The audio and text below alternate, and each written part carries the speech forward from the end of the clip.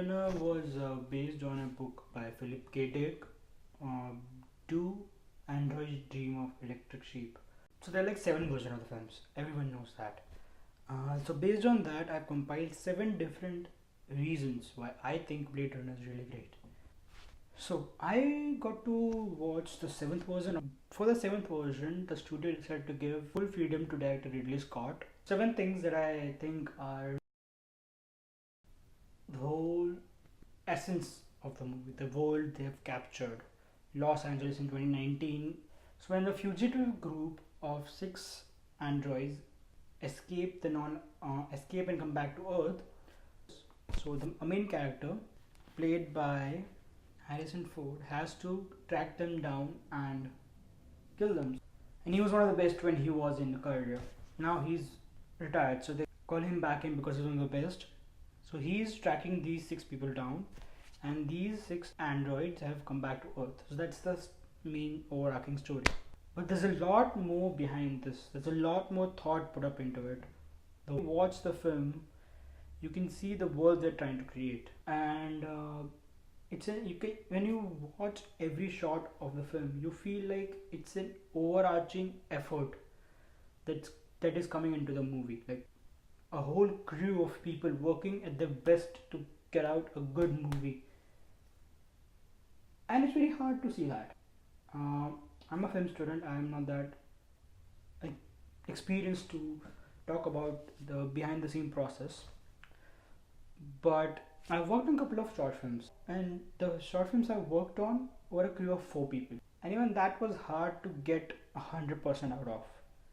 So just think about how hard it would be for such a big budget movie, that every aspect of the film is coming out great, and it's coming out the best they can do. The music, the cinematography, the direction, the acting, the writing, the set design, the VFX, everything you think is gonna mess up, it doesn't. The characters. The second thing that I loved about the movie was its characters. I cannot get over the fact how well written these characters are. First of course, you've heard like a good movie is as good as its villain. The villain is great. The villain is, I feel, one of the best villains I've seen on screen, and I feel a great villain is created when you can understand that why he is doing what he's doing.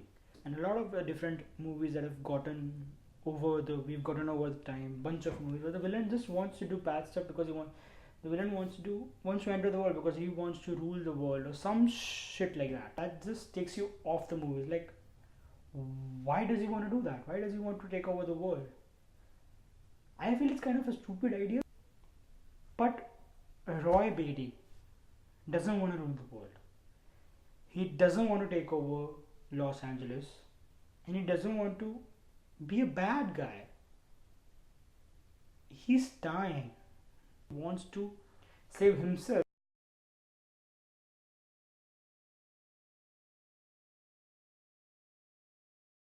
So as I was saying, it had one of the greatest villains in the movie, and just as it has the greatest villains, it had a good supporting character as well. All the other 5 androids and the main character, Rick Deckard, played by Harrison Ford, which I cannot stress enough, gave a great performance. Every single one of them were not fleshed out amazingly well, and it wasn't needed to. Music. I loved the music. I haven't noticed the music. So this is the problem I have with a lot of movies these days. Music takes a background in our movies. You don't feel it till you hear it yourself. I feel that music should be heard, should be felt, should raise some emotions in the audience.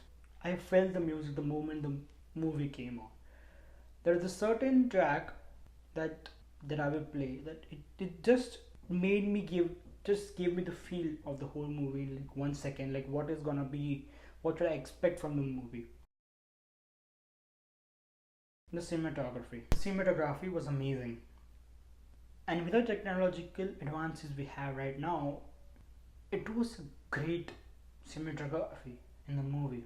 There were 3 things that got me into the movie, and I knew what I wanted to expect from this movie was the music, the cinematography, and the set design. And pretty much what I expected was delivered by the time I finished the movie. And that's amazing. A lot of movies that build a certain expectation in the first shot don't carry out after the first half. Sometimes the movie falls down in the second half and crumbles into pieces in the third half. Sometimes the movie doesn't give you an expectation but builds your expectation by the end. And this movie just delivers what is given to you in the first shot. Just look at the first shot of the movie, the first scene, and you know what I mean.